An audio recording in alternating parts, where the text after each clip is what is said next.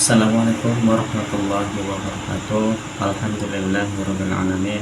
Wassalatu wassalamu ala asrofil anbiya'i wal mursalin wa ala alihi wa sahbihi ajma'in. Amma ba'd.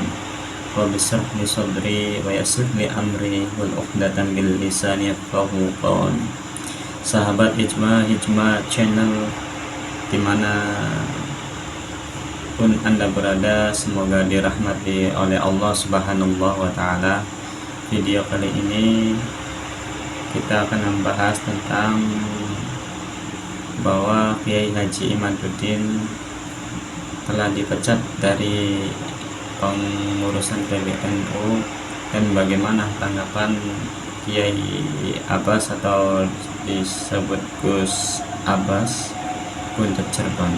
Langsung saja kita lihat videonya.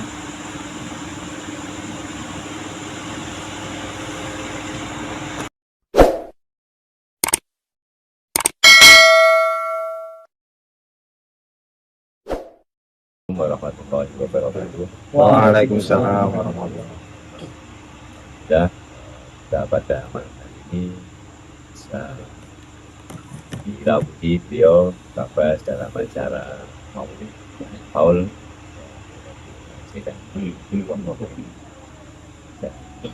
Pada kesempatan ini setelah beliau mengisi acara,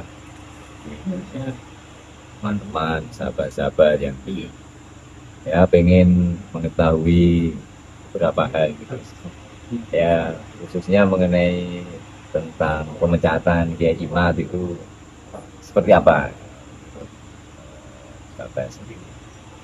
Pemecatan kalimat dari LBM. Dari LBM. Assalamualaikum warahmatullahi wabarakatuh. Waalaikumsalam. Masalah yang berkaitan dengan pemecatan Imat dari LBM PBNU, satu yang harus ditangkap oleh warga Nahdliyin dan rakyat Indonesia, kata-kata pemecatan itu bukan pemecatan. Sebab kata-kata pemecatan ini konotasinya kurang baik.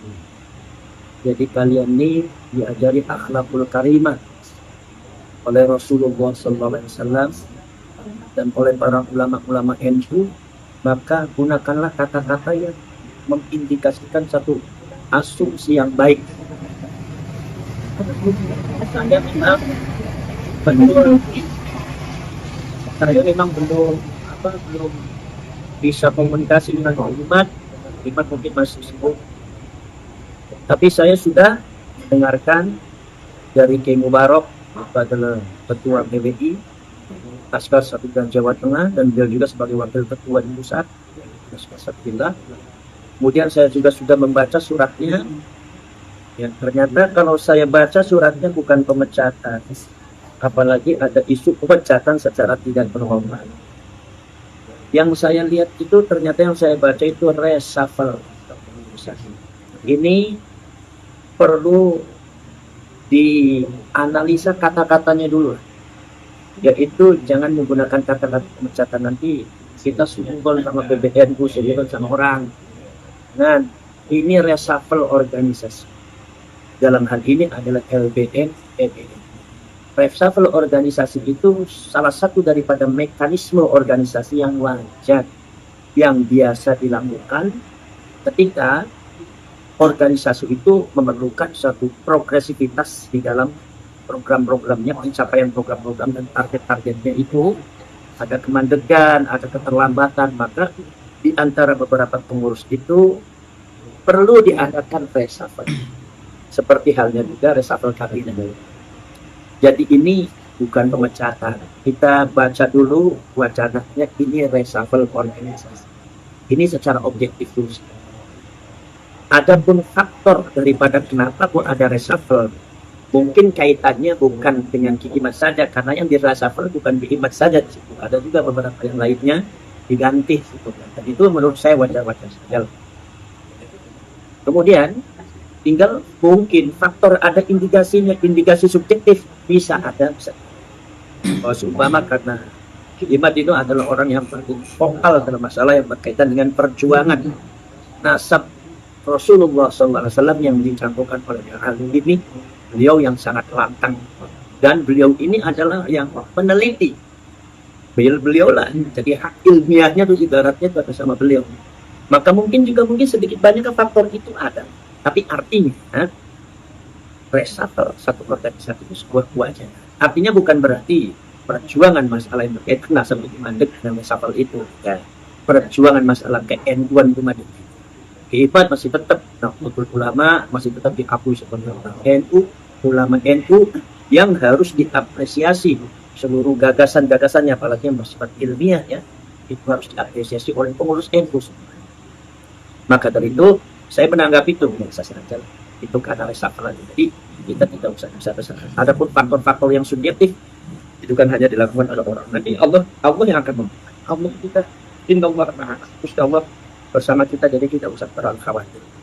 Perjuangan tidak ada pengaruhnya dalam masalah perjuangan kita ini, masalah perjuangan kultur Nahdlatul Ulama, perjuangan kerakyatan, kebangsaan dan keagamaan ini, memperjuangkan nasabnya Rasulullah, mensucikan nasabnya Rasulullah dari pencampokan tidak benar, itu tidak ada pengaruhnya.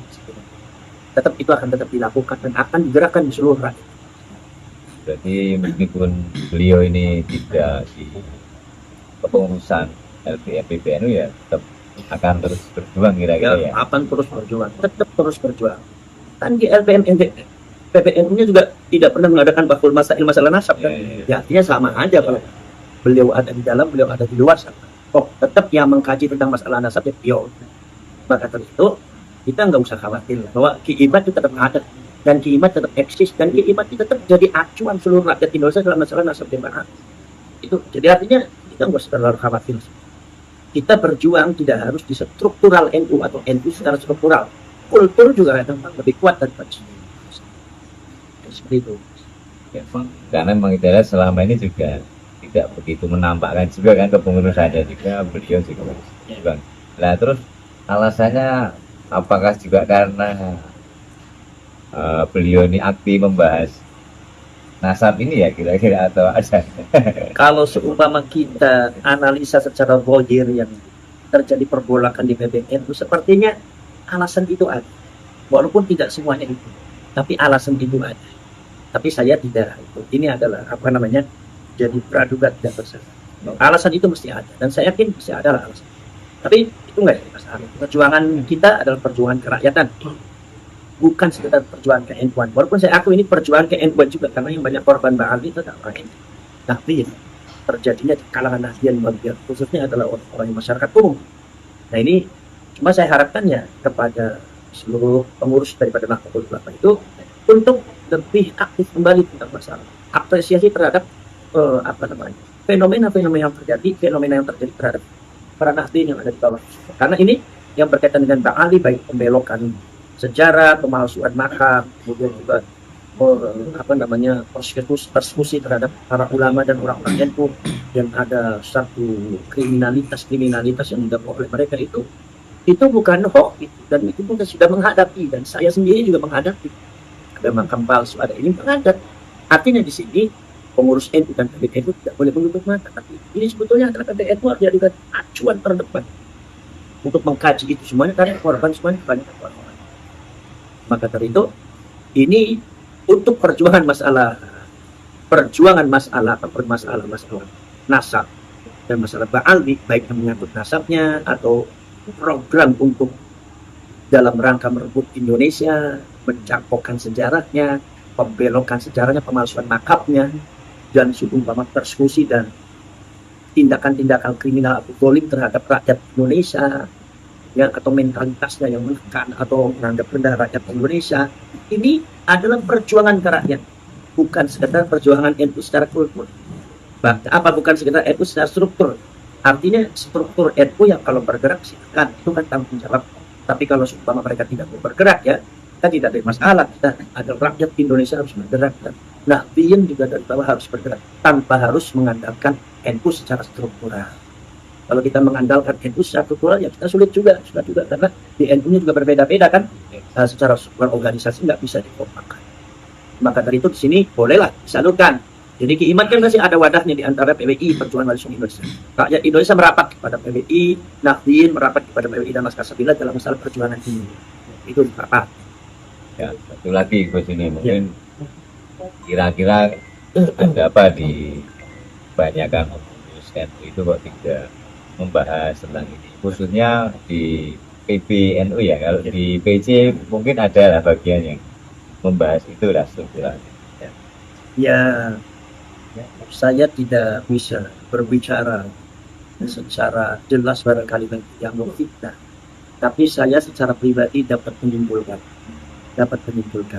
Tapi fenomena ketika ada seorang sosok Kiiman kemudian banyak ditentang oleh pendahulu-pendahulu yang sudah menganggap dirinya mapan terhadap satu pemahaman yang salah. Seperti contohnya mengatakan bahwa klaim bahwa Ba'al itu cucunya Rasulullah.